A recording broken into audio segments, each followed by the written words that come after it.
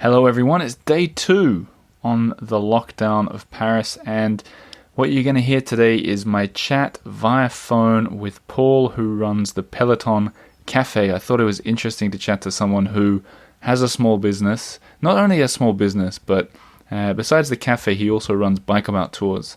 So it's not just a coffee shop, he's deep in the tourism industry as well. Plus, he's a father of 3 children here in Paris. He's been in this city for, I think it's about 18 years. And he's a friend of the show on one of the very first episodes I ever did. And, his cafe features kind of prominently in the upcoming book that I've written. I say upcoming, it's almost out. But let's talk about the lockdown, what's changed since yesterday, before we get into the interview with Paul. You already know from yesterday's episode that they had rolled out a fine of €35 if you're caught outside of your house without the official form filled in. The official form is something you can print off the internet or you can write it out by hand. Essentially, it says, I swear on my honor that I'm leaving the house for an essential reason, whether that's exercise, shopping, medical reasons, those kind of things. And if you're caught without it, especially if you're caught without it away from the vicinity of your home, you will find €35. Not anymore. They've risen the price or the fee or the fine to 135 or 138 euros, which in American dollars is about the same. 138 euros in AUD, 250 Australian dollars. So I don't think a lot of people would be wanting to risk that. I say that. My wife's just gone out for a run because she'd gone stir crazy. So she filled out the form by hand. We didn't have room for a printer in this house. But anyway, that's the big change today. Otherwise, life goes on as normal. One thing that I found really weird, I woke up this morning at about 8:30. Just sort of naturally woke up. And usually I wake up to the sound of neighbors clattering around. Very thin walls in this old Montmartre apartment. Neighbors clattering around, slamming doors, clomping down the stairs. We live on the top floor, so I hear a lot of that stuff. This morning, absolute peace and quiet, serenity. I think a lot of the neighbors have gone to the countryside, which we're advised not to do, but I think a lot of people have done that. And I opened the kitchen window, and what do you think I heard? Bird song. You can hear the bird song. It's really eerie. It's odd to hear the sounds that you wouldn't usually hear. So I'm going to play it for you. If you're listening carefully, you'll hear at least 3 or 4 different kinds of birds. See how you go.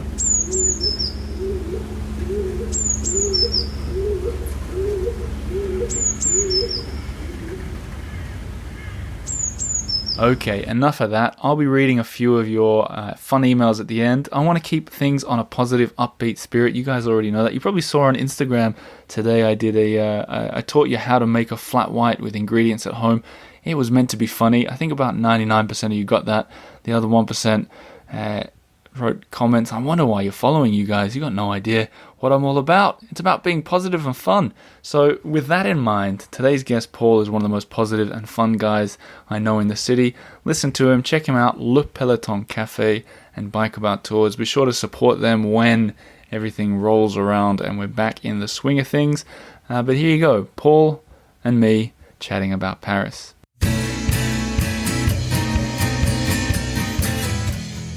Paul from Peloton, can you hear me? Hey, I can. This is it's a different way that you and I are having a chat, isn't it? It is. It's normally it's face to face with their own coffee. Normally one that I've served you. Rather than you making some really bad coffee. Yeah. Okay. I wondered how long it would be before people started making fun of my Instagram efforts this morning, but that's not what we're here to talk about. You've got a few interesting.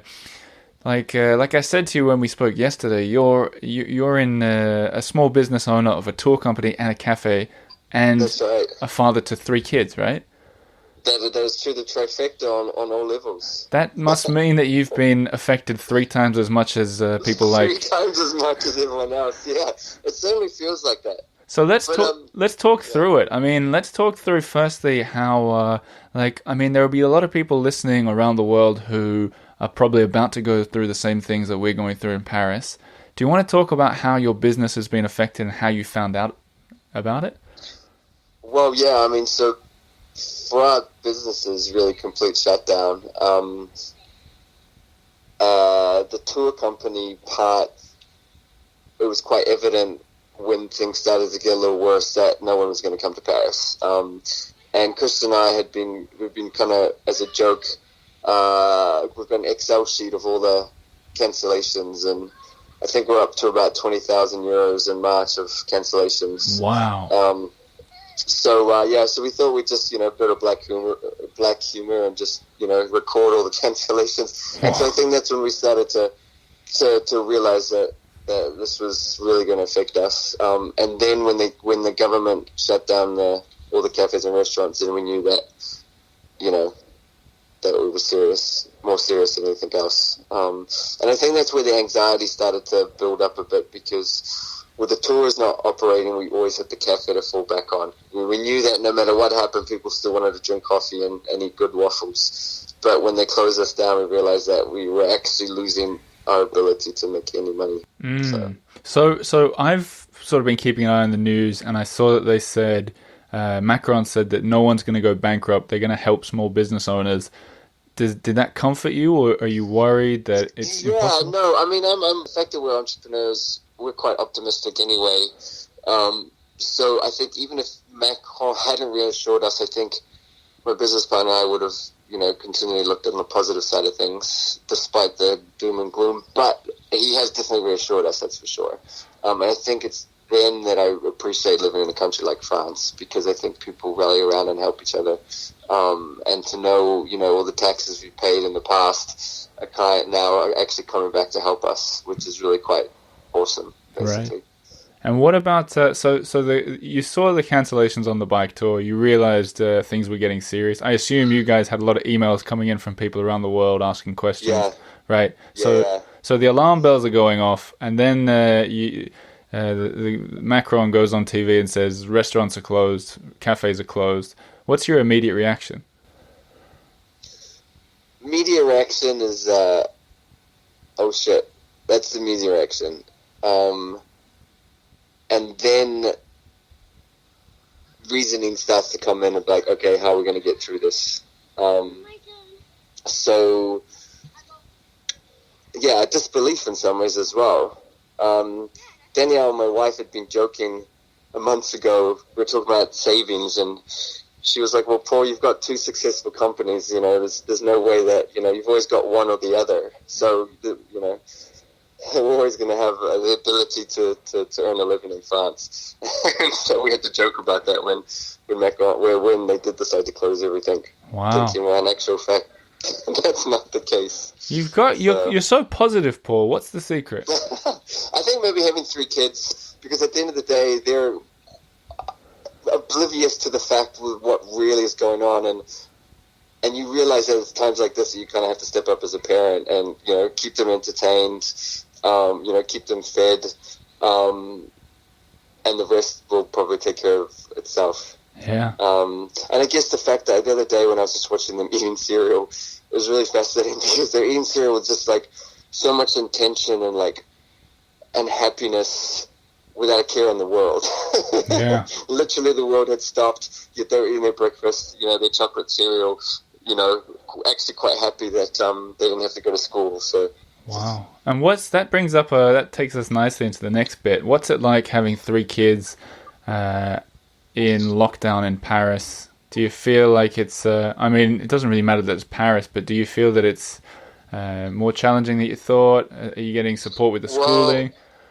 Yeah, so the schooling, okay guys, so the schooling, they've got this online thing going on, but it continually crashes, and it's quite hard to motivate the kids, because for them, when they don't go to school, they don't do school, so it's hard to motivate them to actually do anything.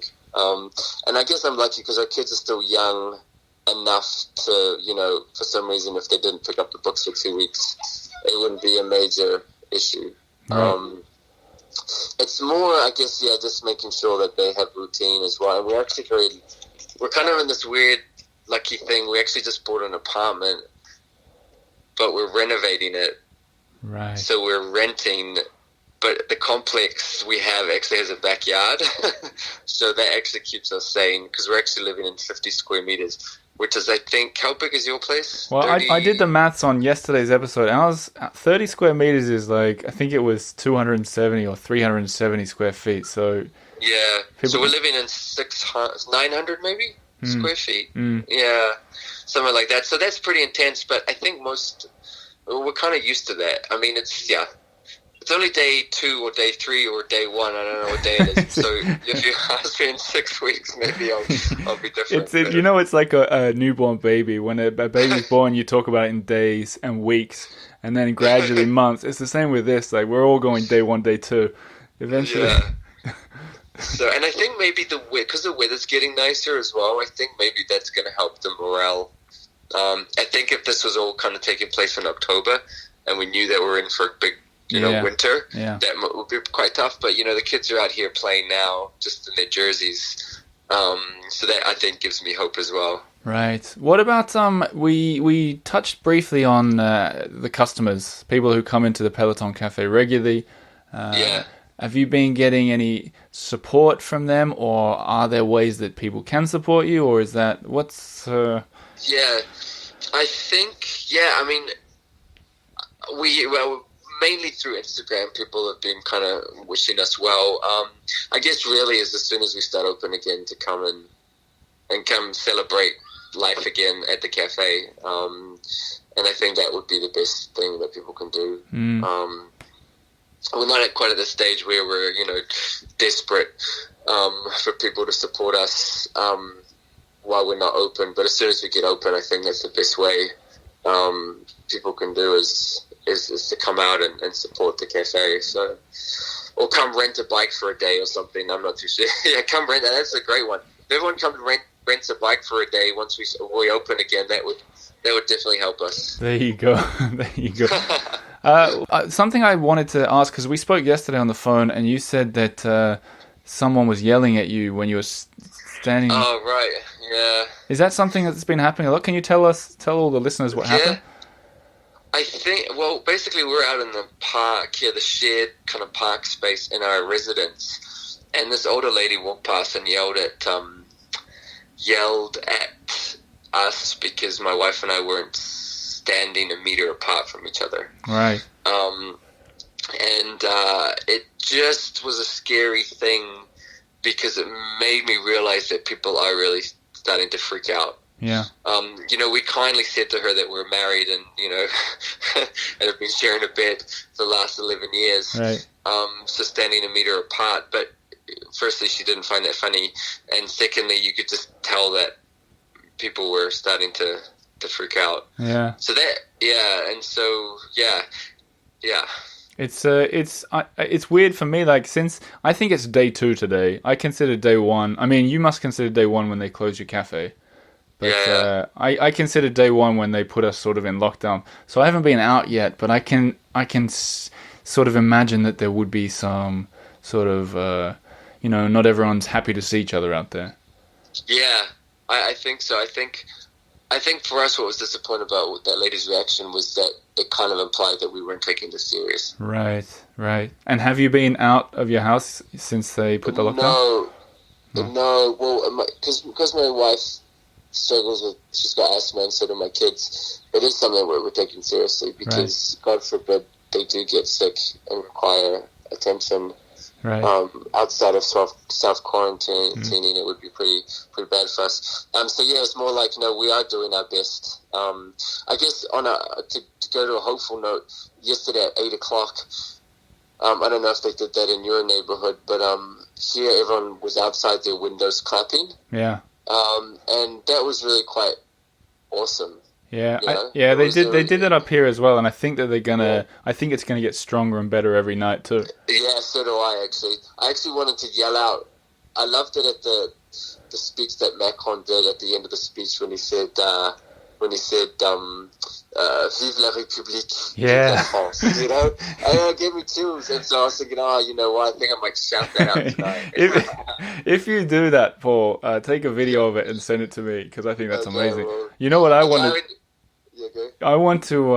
It's kind of weird doing a podcast interview over the phone like this. I've never done it, but what I want to do is I want to go out on the balcony and sing like Edith Piaf or Charles Aznavour and see if people will sing along with me.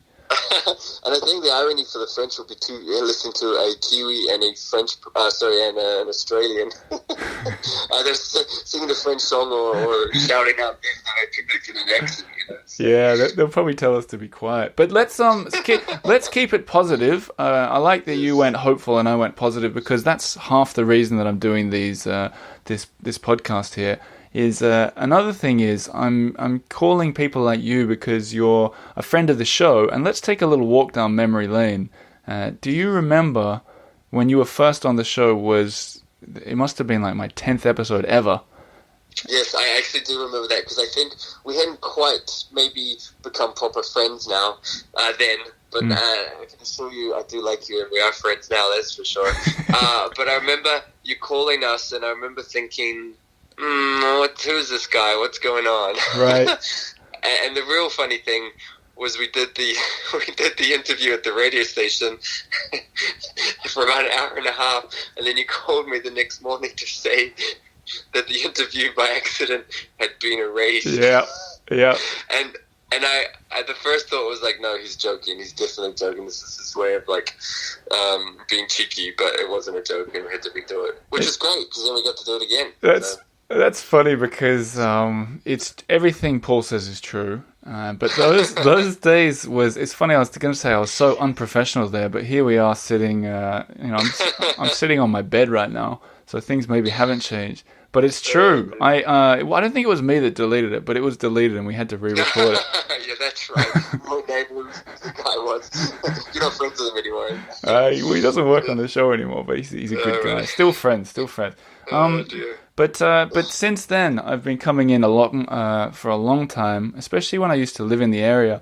And you'll be, I don't know how aware you are of this, but there's a whole part in my upcoming book about your cafe and how... Oh, wow. I told the story about how, Lena was making the banana bread and stuff for you guys for a while. Because it's a kind of a funny... That's pretty awesome how your wife was our official banana bread baker for a while before you guys left us and went traveling around, I think.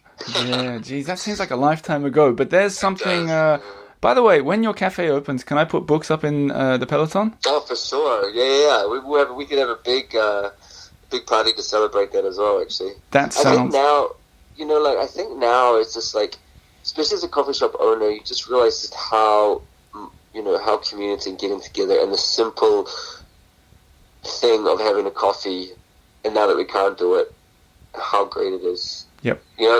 How sweet it is to just be able to do that, Mm. And I always knew it was, I really started to really appreciate how great it was to have a space where people could come and just be and live life together. And I think now it's even more evident about, what has it been, 2 days, 3 days, 4 days since the cafe's been closed, and we haven't been able to do it, and just how much I think, people are missing it. I've got this image of, the opening day again, and everyone's just, hugging each other and and just really rejoicing the fact that we can share a coffee or eat a waffle or, have a beer. Although I think they have to be careful, though, because if they do open up everything again and everyone starts doing that, then maybe they'll have to lock us down again. It's just... It'll probably be you can have 2 customers at once or something, so you can still do all your hugging, but it won't be it won't be some group hug. But I look forward to that day, Paul. And, yes, and I tell you what, you've never felt so far on the 18th. It's not like we can pretend to cross each other in the street. I know. 135 years if I attempt to go see my friends outside my neighborhood. Exactly right. So Paul's referring to the you need to write a note. I mentioned in yesterday's podcast episode, but you need to write a note to go out or print off a note saying where you're going, what you're doing. It has to be strictly necessary, and they've pretty much quadrupled the fine if you're caught breaking this from 38 euros to 135. So things are they're taking it more seriously, which is probably because people in Paris aren't taking it seriously, I guess. I think I think it's And what I also noticed is that to have grace on, well, it's weird because you think, okay, people are not taking it seriously, but to live in an urban setting is to live in community. And I think from one day to be contrary to that is really quite difficult, I think. I think if you live in the burbs or you live in a small town, maybe it's different. But here, everyone lives in this urban city for the connection, and all of a sudden you can't. And I think that was evident yesterday when we're in this park, you know, at the residence, and a little girl had a stroller that looks like my daughter's, and I picked it up, you know, and Danielle screamed at me and said, "Don't touch it," you know. And I was like, oh, wow, but I'm so used to just picking up stuff and giving it to people, and all of a sudden it becomes, you know, not okay to do that. So, wow. How odd. Odd times, Paul, but keep that positive attitude that you're famous for. Get some of that rest that you're famous for needing. Yeah, that's true. I guess rest assured, listeners, that I'm finally getting the rest. One flip side is it's great is that normally I have to wake up at 6:30 in the morning to drop the kids off and open the cafe, and now I can just literally get up at 9 o'clock. So in that case, it's great. Wow. Well, keep looking at those positive sides, Paul. I look forward to seeing you in the Peloton Cafe. Everybody at home, make sure you go follow them, tell them that you heard them on the podcast, and put a smile on Paul and Danielle's face. But yeah, I'll talk to you soon, and say hi to the family. I will. Take care, man. Bye-bye. Well, there you have it. Paul from Peloton. Don't forget, as he said, check him out. Write a comment on Instagram. Say something like, hey, loved hearing you on the Earful today, and they'll know. They'll know that there's a community here, and they'll feel great. I'm going to read out a few of the, just a little, if you didn't listen yesterday, I've written a memoir called Paris on Air. It's going to be shipped out in the coming days to the people who supported it and who bought the early copies, and some of them bought the deluxe package that came with a shout out on air. Whatever you want, I said I'd say it. So I'm going to go through a few. I haven't pre-read these, so they'll be a surprise to me too. This one is from Melissa Webb.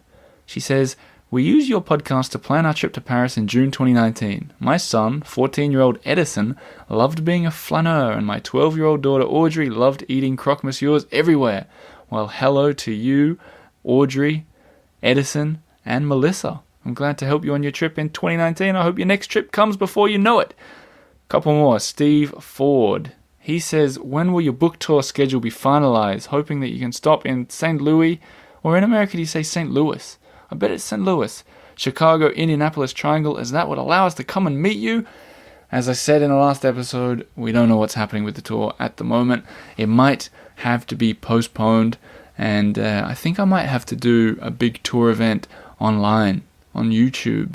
So if you haven't subscribed on YouTube, that could be the next thing to come. But when we get around to it, Chicago is definitely on my list. Time for some more. Mandy Hallam says, "No shout out needed." That was easy. "Excited to get the book," she adds. Judy in AZ, Arizona, maybe? She says, "I always enjoy your walks with Cara Black and Adrian Leeds, as well as catching up with you on YouTube when you were featured at one of Adrian Leeds' après-midi events. Look forward to catching up with you in Phoenix in May." Oh, sigh. "I'll be in Paris for mid-April for a course." Oh, sigh. With Patricia Tennyson, but if you've not already met Karen Reb Rudel, I would like to introduce you to her. Thank you for everything you do. Well, I have met Karen. I think she featured briefly on the show once, maybe? But I've definitely talked to her before. Oh gosh, that tour thing's coming back to haunt me. Just think it's all going to be in the future. Yeah, future. We got time for a couple more here. This one is written, so it's in my voice, I suppose. It says, "My friend Jean Hill, Okay, I see what she's done here. This is from my friend Jean Hill. "I, Oliver, am terribly sad that I'll be on your side of the US at the same time you'll be in Paris for your first visit. I know you'd hoped to meet up with me and my lovely wife Lena, but we'll have to try another time." Yeah. I'm glad you're my friend, Jean Hill, and I'm looking forward to meeting you. Who knows when it will be, but I bet both of our trips get cancelled. Peggy in Fairfield wonders, "Who has been your funniest podcast guest so far? Who really made you laugh?" That's easy. That was my brother Eddie. Eddie, who popular demand wants him back, even in recent days. He was on the show twice. He was there when we went looking for Marais, the woman who was our guardian angel on our first trip to Paris 10 years ago. That's written in the book in good detail. But also he came on fairly recently just talking about first trips to Paris. And he's just a funny guy. So we get laughing pretty quick. But besides family related, Lena is also really funny, my wife. But Annie Sargent from the Join Us in France podcast, she makes me laugh. She's a French woman who is down in Toulouse, and she just, if she didn't like something, she just said it. If I said something I thought was a cool secret in Paris, she's like, yeah, don't care. And it was very refreshing. So she made me laugh too. So there's a couple for you. Should we do one more? Let's do one more. Great. It's not even a question. It's from Dan Zukowski, or maybe Zukowski, if it's a Polish name perhaps. He says, Oliver, I love the intellectual, entertaining, and journalistic way you do the Earful Tower podcast. Well, that's a lovely compliment, and we can wind it up on that one. Thanks so much, Dan. Thanks to everyone who's been listening. And I've got loads of people who got in touch, said they thought there'd be a good guest for these upcoming podcasts, including teachers, someone whose job is to taste champagne in France. I had YouTubers. I had all sorts of people get in contact. I'm going to work through them. It's going to keep me sane. Hopefully, it'll keep you guys going at home too. Be sure to tell your friends, spread the word, and keep leaving those lovely messages because I'm enjoying reading them. Until next time, thank you for listening to the Earful Tower podcast. I'll talk to you soon. Au revoir.